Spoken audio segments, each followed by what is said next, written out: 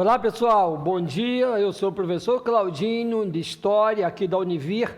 Você já me conhece e sabe que além de ser o seu professor de História Geral e do Brasil, sou também o professor mais bonito aqui da Univir. Muito bem, vamos trabalhar. Sabendo que você está em casa estudando bastante, mantendo-se disciplinado e certo de que ao final do ano o seu nome será escrito na relação dos aprovados. Em nome de Jesus, diga amém. Amém. Eu já disse outras vezes aqui mesmo que a vitória é sempre daqueles que acreditam nela, que a derrota dos que não acreditam nem em si mesmo. E eu tenho certeza que você continua perseverante, insistindo, persistindo, para que você possa mudar de vida e assim o mundo mudará também com você e por você. Amém? Vamos trabalhar, porque quem não estuda não passa no vestibular. Diga bonito isso. Está lembrado ou estão lembrados que em nossa última aula, em nosso último encontro, nós já estudamos a organização administrativa do Brasil Colônia.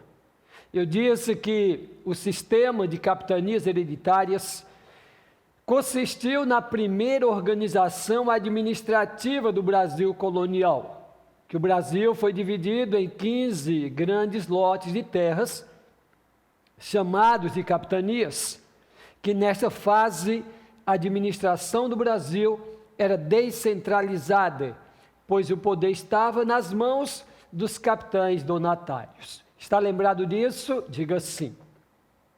E aí eu disse que das 15 capitanias, apenas 2 prosperaram. E você lembra quais foram elas? Pernambuco e São Vicente. Eu disse que com o fracasso das capitanias hereditárias, criamos um outro governo, um outro sistema, que foi a criação do governo geral. Tomé de Souza, Duarte da Costa e Mendes Sá. Você também aprendeu isso. E eu disse que a criação do governo geral teve como principal objetivo centralizar a administração da colônia. E além disso, tínhamos um poder político local nas vilas e cidades representados pelas câmaras municipais. E quem é que exercia o poder nas câmaras municipais? Você já aprendeu. Os chamados homens. Quem é que exercia o poder nas câmaras municipais? Os homens da igreja, os homens bons, os homens bonitos, eu não conheço nenhum, salvo eu mesmo, ou os homens escravos. Qual a resposta? Homens bons. Aqueles que exerciam o poder nas câmaras municipais eram chamados homens bons. E quem eram os homens bons? Os grandes proprietários de terras e senhores de escravos.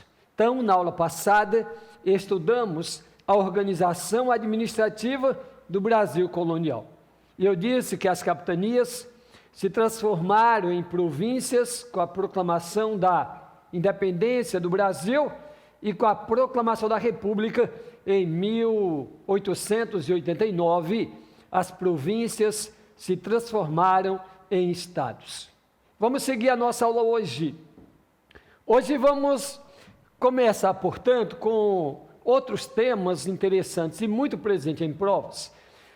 E vamos tentar estudar a economia açucareira, ou a economia do Brasil colonial, a união das coroas ibéricas, uma fase importante da nossa história, e é importante principalmente porque nessa fase demos início à colonização da Amazônia, começando lá por Belém.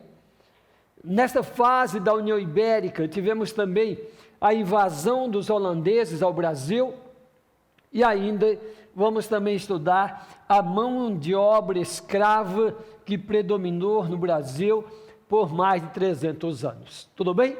Portanto, o nosso tema da aula de hoje E obviamente que o assunto é longo e não vai dar tempo de terminar tudo isso. Então a gente avança para a próxima aula, certamente. E em casa você vai lá na internet, baixa vários exercícios sobre o tema e vai responder. Se errar, estuda novamente, assiste o vídeo ou essa aula o tanto de vezes que for possível e só saia do assunto quando você for capaz de acertar diversas questões de provas anteriores. Tudo bem? Pois bem, comigo na tela, corta na tela. Pois bem, quando falamos do Brasil colônia, o que primeiro precisamos tentar entender quais as principais características desse período. Eu disse no primeiro encontro de aula que sempre fui muito fã de uma música que já não faz mais sucesso, mas aquela música ado, cada um no seu quadrado. Estão lembrados disso? Ado, cada um no seu quadrado. Se a pergunta se refere ao Brasil colônia, eu tenho que buscar alternativas que caibam no quadrado do Brasil colônia. Porque as características do período regencial, ou do primeiro reinado, ou do segundo reinado, não cabem no mesmo quadrado, salvo algumas exceções. Em outras palavras, é bom que se diga que as mudanças ocorridas na história não ocorrem de forma brusca e não ocorrem totalmente de um período em relação a outro. As mudanças são lentas. Pois bem, mas quais as principais características do Brasil colonial? E aí eu trago esse mapa mental, ou esse organograma, que nos ajuda a começar a entender. Tudo bem? Você já lembra que o Brasil colônia vai de 1530 até 1822. Vamos sustentar essa divisão, ainda que eu já tenha, em alguns momentos, citado 1815. Porque eu já disse que em 1815, o Brasil saiu da condição de colônia e se tornou Reino Unido a Portugal e Algarves. Entre 1815 e 1822, o Brasil era um reino unido a Portugal. Mas, em outras convenções, a gente termina chamando o Brasil colônia até 1822. Não vai fazer muita diferença, tudo bem? Pois bem, comigo na tela, olha lá. Qual foi a primeira atividade econômica do Brasil colônia? Vou lhe perguntar de novo. Qual foi a primeira atividade econômica do Brasil colonial? Qual foi? O cultivo da cana-de-açúcar. A primeira atividade econômica do Brasil colônia foi a cana-de-açúcar.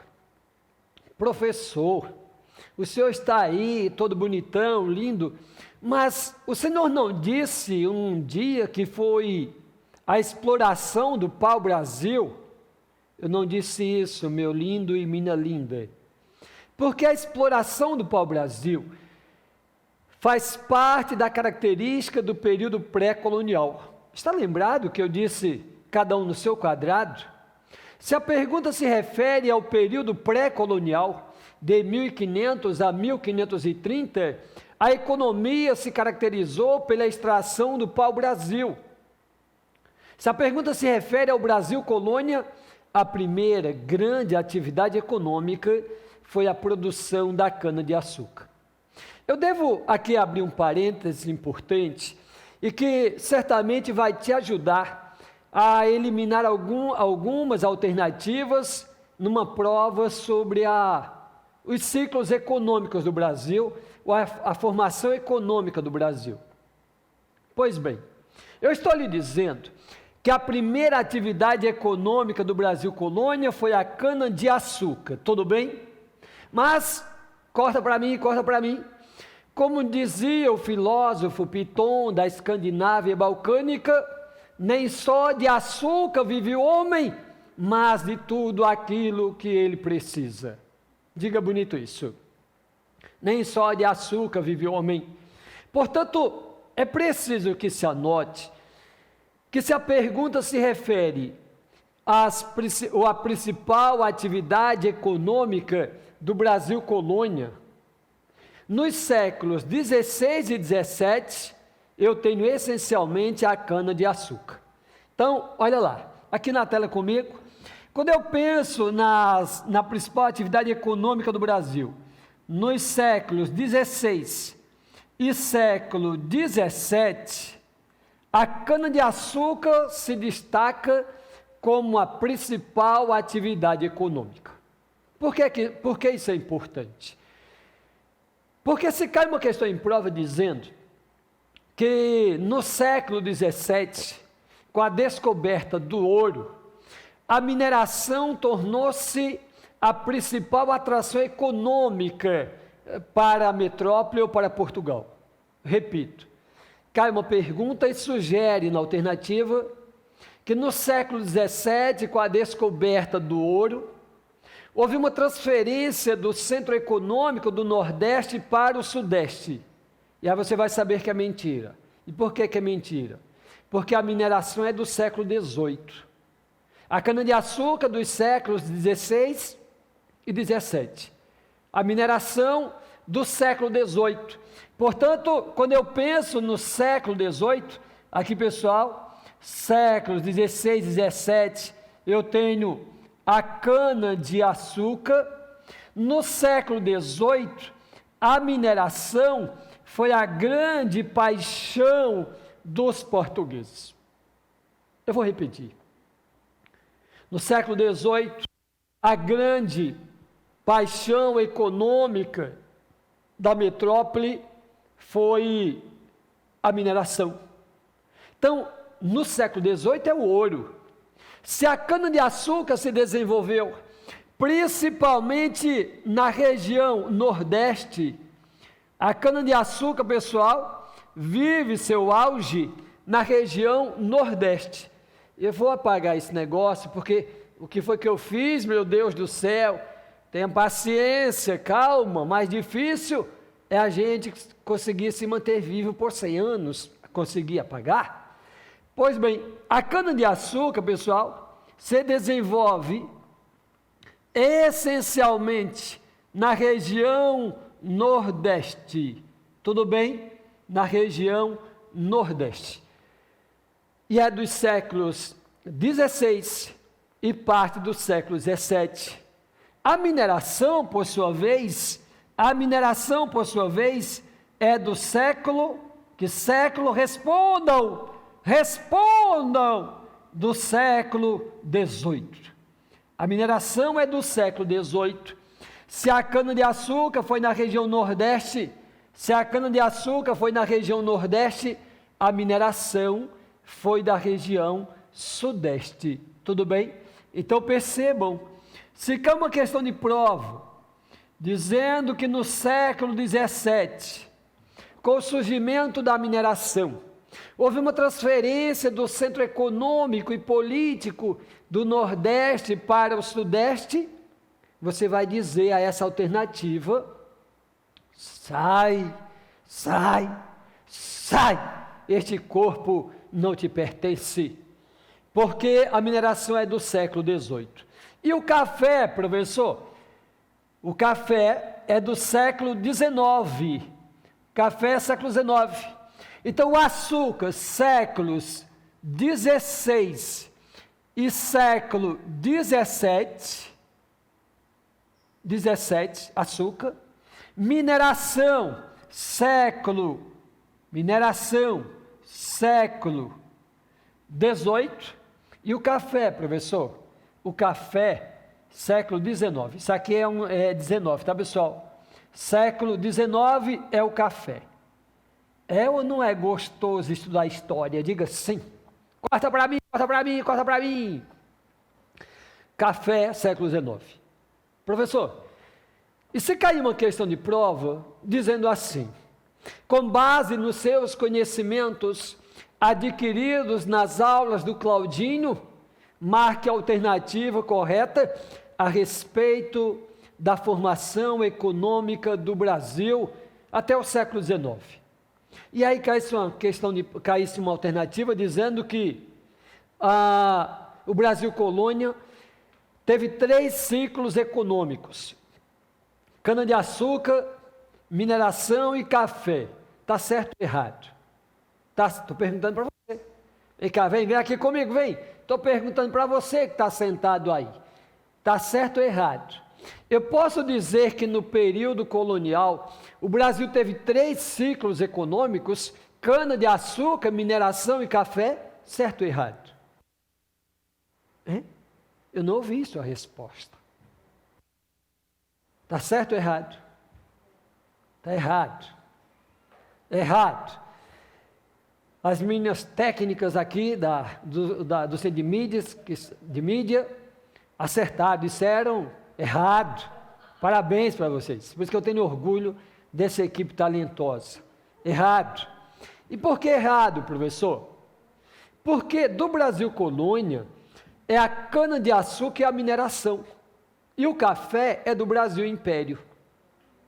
Então, se eu pergunto sobre os ciclos econômicos do Brasil colônia, você marca certo. Quando chega em casa, percebe que o gabarito deu errado, e você diz: meu Deus, aonde foi que eu errei? Sabe onde você errou? É que o café não é do Brasil colônia, o café é do Brasil império. Tudo bem? Então, o Brasil teve 3 ciclos econômicos: cana-de-açúcar, mineração e café, sendo que o café é do Brasil império. Professor, e o pau-brasil, professor, não deve ser considerado como um ciclo econômico? Não. Porque o pau-brasil, primeiro, é do período pré-colonial. Segundo, foi uma economia predatória, clandestina, passageira, em que Portugal não desenvolveu qualquer projeto organizado, sistemático para sua exploração. Tudo bem? Portanto, a primeira grande base econômica do Brasil colônia, a cana-de-açúcar. Professor, a cana-de-açúcar foi plantada no Brasil como primeira experiência portuguesa, quer dizer, Portugal nunca tinha plantado cana-de-açúcar em outras partes do mundo, e com base na carta de Pero Vaz de Caminha, que dizia: a terra é muito chã, em que se plantando tudo dá, Portugal decidiu plantar cana-de-açúcar no Brasil? Não. Portugal já tinha experiência em outras regiões, em ilhas do Atlântico, Açores, Madeira, por exemplo, Cabo Verde. Então, tanto o sistema de capitanias hereditárias, como a experiência do cultivo da cana-de-açúcar, Portugal já trouxe para o Brasil. Professor, eu estava estudando ontem História do Brasil, que é o que eu mais estudo na minha vida, porque é a disciplina mais importante do mundo. E aí, professor, eu fiquei com uma dúvida. Portugal decidiu colonizar o Brasil para plantar cana-de-açúcar? Foi? Não. Portugal decidiu plantar cana-de-açúcar porque decidiu colonizar o Brasil. É diferente. Professor, não entendi nada agora. Portugal decidiu primeiro colonizar para evitar as invasões estrangeiras, já falamos sobre isso, para evitar as invasões estrangeiras principalmente, para tomar posse efetiva das novas terras. Depois que percebeu a necessidade que tinha de colonizar, o que é que vamos fazer lá? Tem ouro? Pega a carta de Pero Vaz de Caminha. Fulano, traz aí a carta. Aí traz a carta, e a carta diz que até o momento não se tem notícia que exista ouro, prata, ferro, nenhum tipo de metal.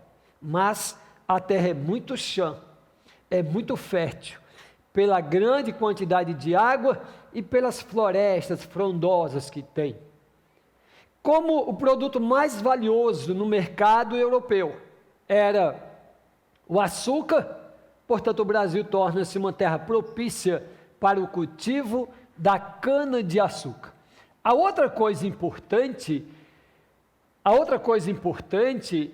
é contar com a participação do capital holandês. Isso aqui cai muito em prova. E todas as vezes que cai em prova e você marca a alternativa correta, você acerta a questão. Isso é o principal fundamento para que você passe na sua prova. Como diz o professor Schneider, é só marcar a alternativa correta. O que levou Portugal a plantar cana-de-açúcar no Brasil? Entre outros fatores, contou com o apoio do financiamento holandês. Está aqui, pessoal. Eu lembro o seguinte, quando eu acho que o azul vai ficar melhor para o branco, não é? Então você me perdoe, se não quiser me perdoar também não vai mudar nada da minha vida, mas está aqui, ó, o azul, beleza? Eu lembro que quando eu estudava, você sabe que os holandeses, eles tiveram participação na produção açucareira do Brasil em 2 momentos e de 2 formas, de tal modo que se a pergunta se refere à participação da Holanda na produção de açúcar no Brasil, comigo na tela, até 1580, nós vamos ter uma forma de participação. Até 1580, os holandeses participavam dessa produção açucareira de forma indireta. Indireta. O que significa isso, professor? Professor, o senhor podia ter vergonha na sua cara e aprender a escrever direitinho? Fica tão feio, professor. Olha, tenha paciência. Tenha paciência. Nós passamos 9 meses para nascer, né? E eu estou há 2 semanas usando esse negócio. Corta para mim, corta para mim. Nós estamos há 2 semanas ou 3 semanas eu trabalhando com essa caneta. Daqui até você passar no vestibular, eu vou aprender, em nome de Jesus. Na tela, na tela.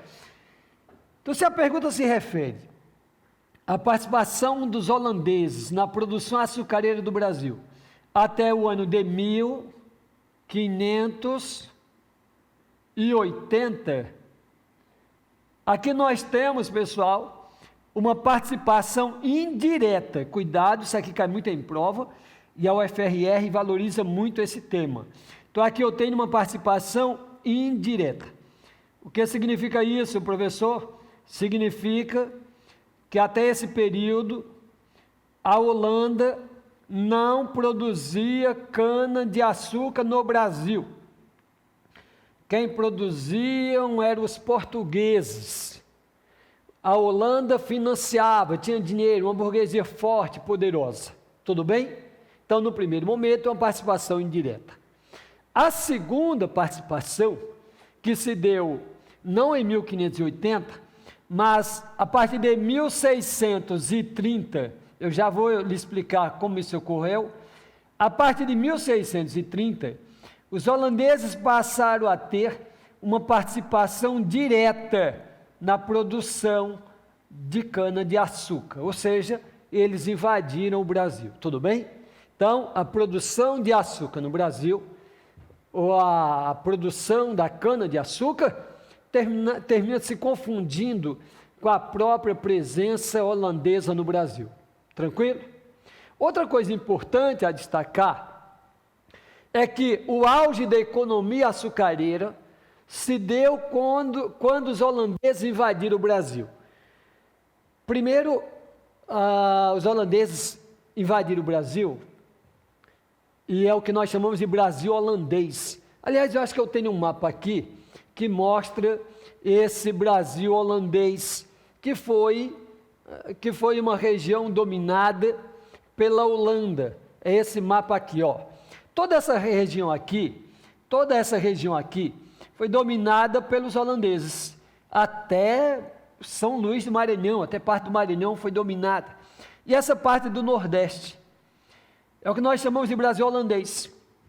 Sergipe, Alagoas, Pernambuco, Paraíba, Rio Grande do Norte, Ceará, São Luís.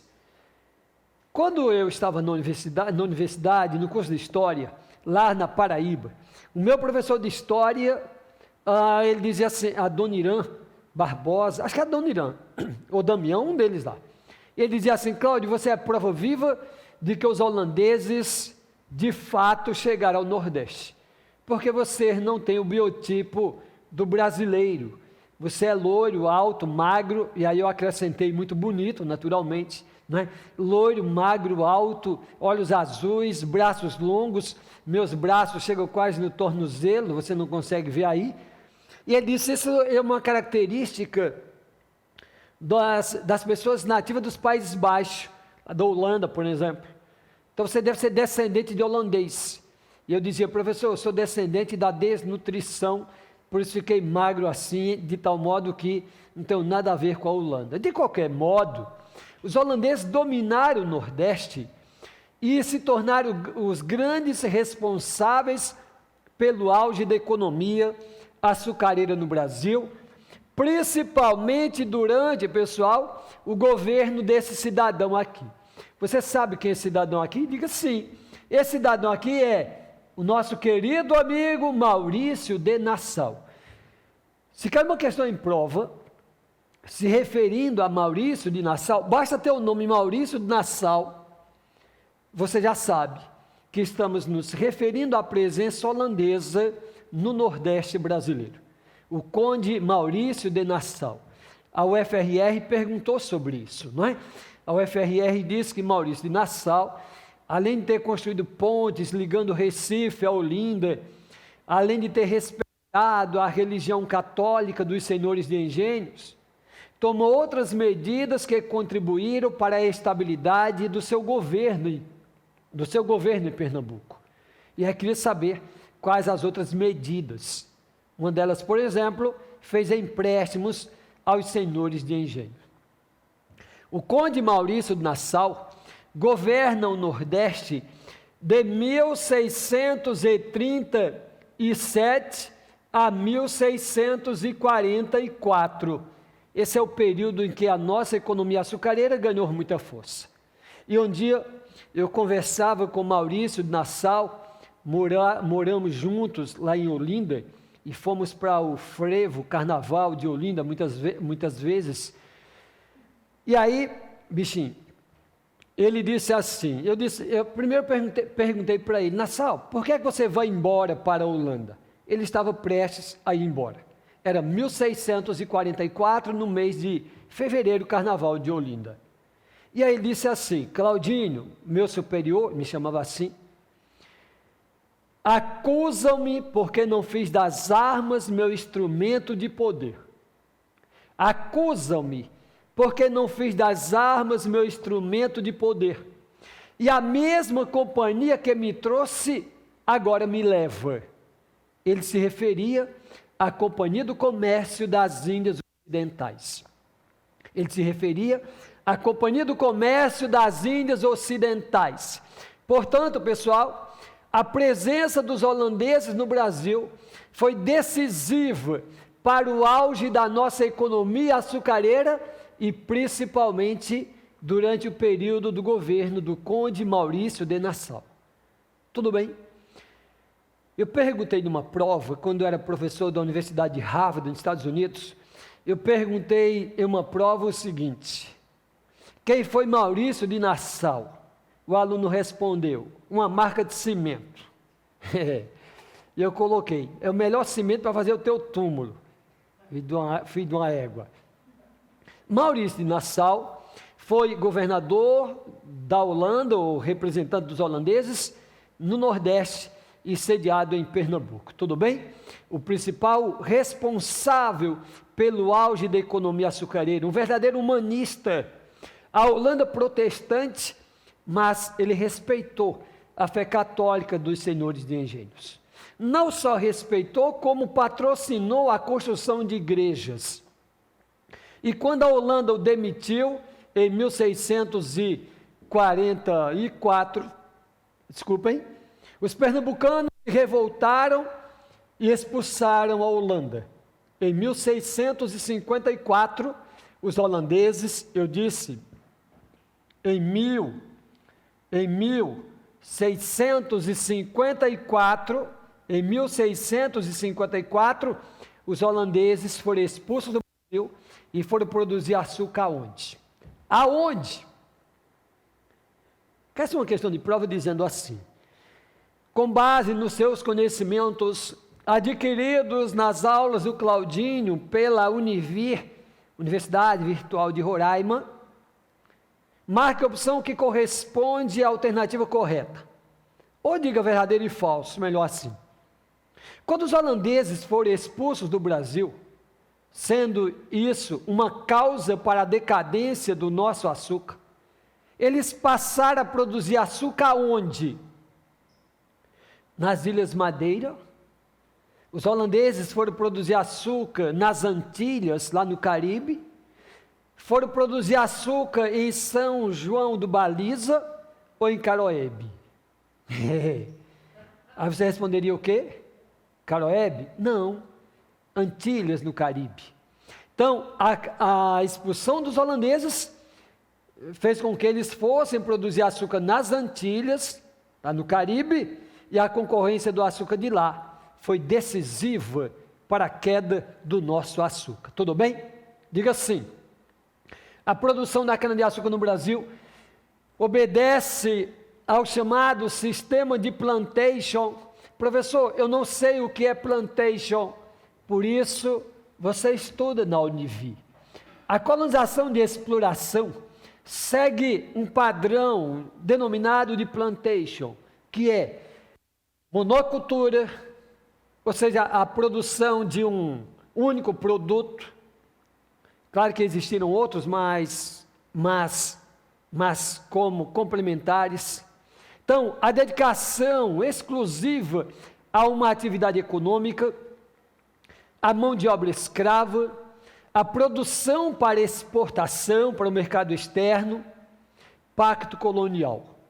Isso é sistema de plantation. E que esteve presente em toda a colonização de exploração. O sistema de plantation caracteriza-se pela monocultura, mão de obra escrava, produção voltada para exportação e o pacto colonial. Tudo bem? E aí no grande latifúndio, a grande propriedade. Outra coisa importante a se destacar na economia açucareira é a figura dos engenhos, e isso cai bastante em prova. Já vi questões em prova que perguntava o que significava engenho no Brasil colônia. Engenho não é apenas a moenda de moer a cana, não. Engenho é toda a unidade produtiva açucareira. O engenho não é só a moenda, a máquina de moer a cana. Engenho é toda a fazenda açucareira.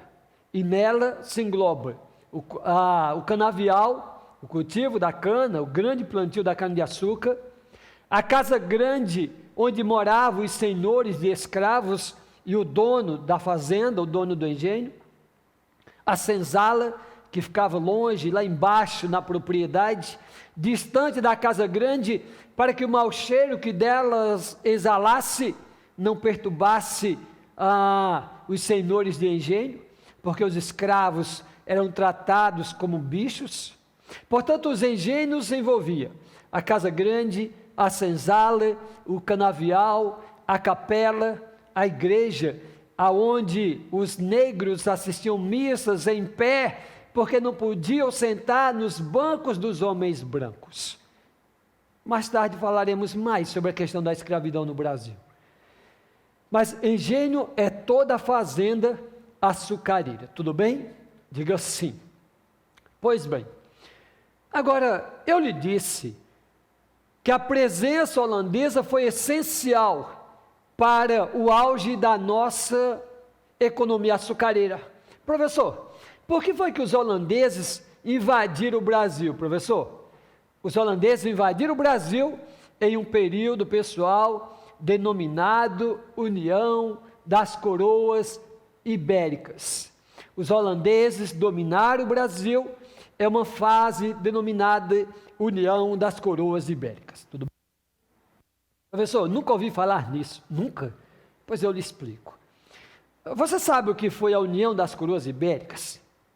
Foi a união da coroa portuguesa e da coroa espanhola. União que não é bem união, mas entrou para a história assim. Ok? união que não foi bem união, repito. Porque foi a Espanha quem dominou Portugal. No nosso primeiro encontro, eu lhe disse assim: olha, quem foi o pioneiro nas expansões marítimas europeias? Lembram? Parabéns, Portugal, parabéns. Quem foi o segundo país a se lançar nas expansões marítimas? Parabéns, a Espanha. Eu vi você respondendo aí, a Espanha. Parabéns. Quem foi a principal potência econômica do século XV? Você lembra? Está lembrado? Eu lhe disse. Quem foi a principal potência econômica do século XV? Parabéns, Portugal. Eu senti aqui quando você respondeu. Quem foi a principal potência econômica do século XVI? Parabéns. Senti aqui. Espanha. Você acertou. No século XV, Portugal, em 1494, impôs o chamado Tratado de Tordesilhas, porque Portugal era a maior potência. E como diz o filósofo Piton, manda quem pode, obedece quem tem juízo. Então, no século XV, Portugal impôs à Espanha o Tratado de Tordesilhas, que dividiu o novo mundo, descoberto a descobrir, entre portugueses e espanhóis. Tudo bem? No século XVI, a principal potência econômica do mundo era a Espanha. Era a Espanha, movida principalmente pela grande quantidade de ouro que encontrou na América. Tranquilos? Se no século XV Portugal impôs o Tratado de Tordesilhas, no século XVI a Espanha dominou Portugal. O rei da Espanha era um amigo nosso, estudou aqui na Univir, chamado Felipe II. O nome do rei da Espanha era Felipe II. Já morreu Felipe II, tá? Então, em 1580, o rei da Espanha era um cara chamado Felipe II, e eu lhe disse, já morreu. O rei de Portugal era um cara chamado... Aliás, o rei de Portugal morre, ele não tinha um sucessor imediato, próximo, muito próximo da família. Aí quem assumiu inicialmente foi Dom Sebastião. Dom Sebastião era um jovem de 14 anos de idade. Morreu aos 24 anos de idade. O rei Dom Sebastião morreu em uma batalha contra os árabes, a Batalha de Alserquib, em 1568, está aqui pessoal, em 1568, Dom Sebastião assumiu o trono em Portugal. A professora de vocês de literatura, que ao meu ver é a melhor professora de literatura da América Latina, professora Wanda, ela falou para vocês um pouco sobre o sebastianismo na aula de literatura. Você deve estar lembrado disso.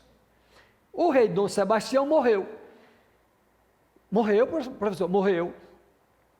Quando Dom Sebastião morreu, solteiro, sem filhos, não havia um sucessor para assumir o trono que estivesse próximo à dinastia.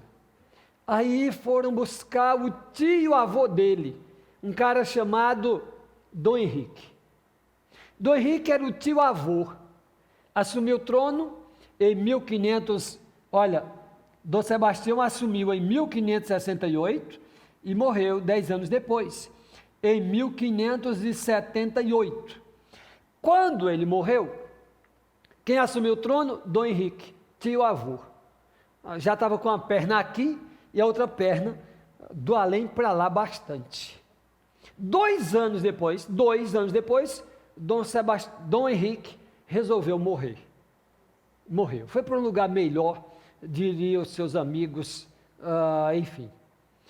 Quando Dom Henrique morreu, aliás, surgiu aí a chamada lenda do sebastianismo, que a professora de literatura falou para você. Que foi isso? Dom Sebastião morreu, o corpo nunca foi encontrado, aí criou-se uma lenda em Portugal, que Dom Sebastião deveria ter ido para o céu com corpo e tudo, e um dia ressuscitaria para libertar o povo português. Isso chama-se sebastianismo, é a lenda criada em torno de Dom Sebastião. Tudo bem? Até hoje ele não retornou ainda. Se retornou, veio disfarçado, a gente não reconheceu. Quando Dom Henrique morreu, em 1578, aliás, Dom Sebastião, Dom Henrique assumiu em 1578 e em 1580 Dom Henrique morreu. Então, se eu misturar as bolas, vou melhorar isso. Em 1568, assumiu o trono de Portugal, Dom Sebastião, tinha 14 anos. 10 anos depois ele morreu numa batalha, a batalha de Alcerquibes. Morreu sem filhos, solteiro. Aí quem assumiu o trono, o tio-avô dele. Como era o nome dele? Dom Henrique. Dom Henrique assumiu em 1578 e morreu em 1580. Aí, também sem filho, sem um herdeiro, Portugal teve um problema. Quem é que ia assumir o trono em Portugal? Se Dom Henrique morreu também solteiro e sem filhos, quem é que ia assumir o trono? O rei da Espanha, Filipe II, que era casado com uma herdeira distante do trono português, disse assim: a minha esposa tem direito sobre a coroa. E por força das armas e do poder, Portugal se submeteu ao domínio espanhol. A partir de 1580 até 1640, Espanha e Portugal tornaram-se uma só coroa. É a chamada União das Coroas Ibéricas. Está claro isso? Veja como é bonito a história.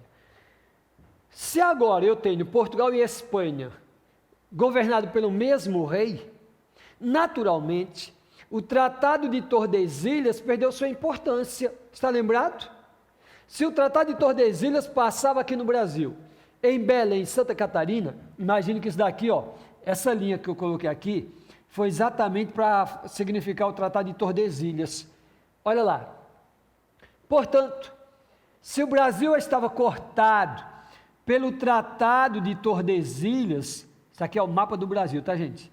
Se estava cortado pelo Tratado de Tordesilhas, que passava em Belém, Santa Catarina, essa parte pertencente a Portugal e essa parte pertencente à Espanha, durante a União das Coroas Ibéricas, esse tratado perdeu completamente sua importância. Por quê, professor? Porque agora tudo pertencia a uma só coroa.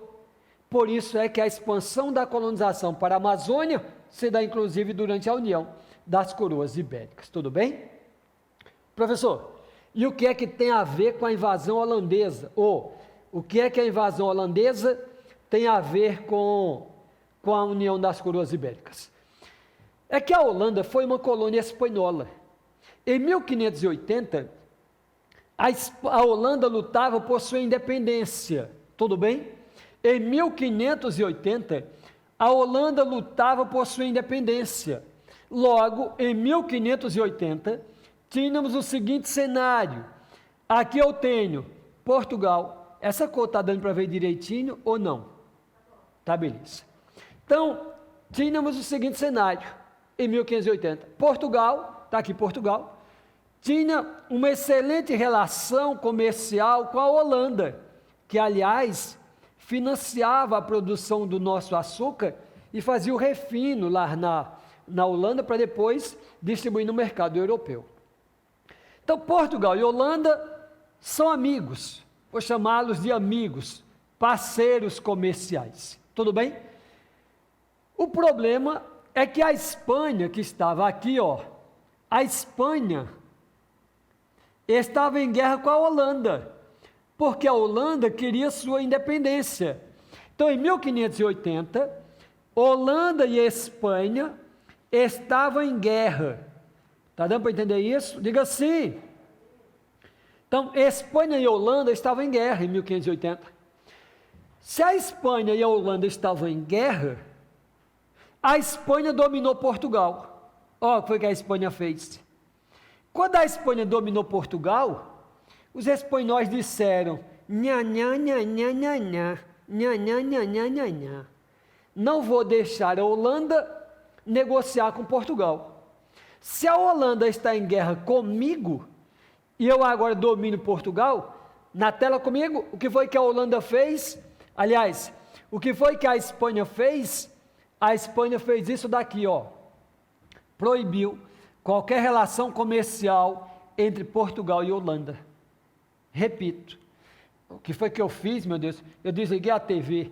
Tudo bem, voltou, vai voltar. Então, enquanto Portugal e Espanha... Corta, dá uma paradinha aí rapidinho. Pois bem, então, o que foi que ocorreu, pessoal? Quando a Espanha dominou Portugal, a Espanha proibiu qualquer relação comercial entre Portugal e Holanda. A Espanha proibiu qualquer relação comercial entre Portugal e Holanda. O que foi que a Holanda fez? É assim, é? Então a gente vai invadir o Brasil. O Brasil estava bem aqui, pessoal, bem distante.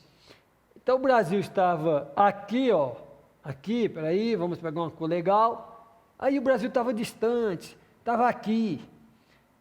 Quando a Espanha disse: Holanda não pode ter relação comercial com Portugal, a Holanda disse: tá bom, então nós vamos invadir o Brasil. Aí criaram uma companhia do comércio, chamada Companhia do Comércio das Índias Ocidentais, e no ano de 1624 atacaram a Bahia. 1624. Não conseguiram, aliás, conseguiram invadir a Bahia, passaram só uma semana e depois foram expulsos, retornaram a Portugal, retornaram para a Holanda, e no ano, pessoal, de 1630, aí sim, no ano de 1630, voltaram, invadiram Pernambuco e se tornaram os principais responsáveis pelo auge da economia açucareira. Tudo bem? Vamos fazer o seguinte, é um assunto muito importante. Eu vou fazer uma revisão rápida aqui para a gente encerrar o nosso encontro. O que foi que nós aprendemos hoje? Aprendemos primeiro que a economia do Brasil foi fundamentada na atividade açucareira, obedecendo ao chamado sistema de plantation. Lembram? Grande propriedade, monocultura, mão de obra escrava, produção voltada para exportação e, acrescente-se a isso, o chamado Pacto Colonial. Aprendemos que a economia açucareira do Brasil predominou principalmente nos séculos XVI e parte do século XVII. A mineração do século XVIII e o café do século XIX. Aprendemos que os holandeses foram os principais responsáveis pelo auge do nosso açúcar, principalmente durante o governo do Conde Maurício de Nassau. Aprendemos que os holandeses invadiram o Brasil, naturalmente. Eu não mandei anotar isso, mas você pode ouvir e anotar no seu caderno, que os holandeses invadiram o Brasil em represália à Espanha e para dominar as regiões produtoras de cana-de-açúcar. Isso é muita alternativa de vestibular. Os holandeses invadiram o Brasil em represália aos espanhóis e para dominar as regiões produtoras de cana-de-açúcar. Que quando a Holanda estava em guerra com a Espanha, e a Espanha dominou Portugal, na chamada União das Coroas Ibéricas, a Espanha proibiu relação comercial entre Portugal e Holanda. E a Holanda resolveu invadir o Brasil para produzir cana-de-açúcar. Os holandeses foram expulsos em 1654 e foram produzir açúcar nas Antilhas, sendo a principal causa para a decadência do açúcar brasileiro, a concorrência do açúcar de lá. E por fim aprendemos ainda que foi durante a União das Coroas Ibéricas que a colonização do Brasil começou a se expandir além do Tratado de Tordesilhas, avançando inclusive para a região norte. Se a Amazônia fosse uma casa, Belém teria sido a sua porta de entrada, porque a colonização começa exatamente nessa fase, no ano de 1616, com a construção do Forte do Presépio. Em 1616 era a fase da União das Coroas Ibéricas. Eu gostaria muito de continuar ainda. Nós vamos falar na próxima aula sobre a mão de obra escrava no Brasil, sobre o desenvolvimento da pecuária como elemento de expansão colonial, mas isso só no nosso próximo encontro. Porque, como diz o filósofo Piton da Escandinávia balcânica, tudo que é bom dura pouco, mas o suficiente para se tornar inesquecível. E se é inesquecível também a obrigatoriedade de continuar estudando em casa, estudando. Nunca aceite o não, nunca aceite que você não pode. Os seus limites não estão fora de você, estão na sua mente. Por isso, acredita em você e a vitória virá. Em nome de Jesus, diga amém. Eu vou e volto. Será vapt-vupt e o salário, ó,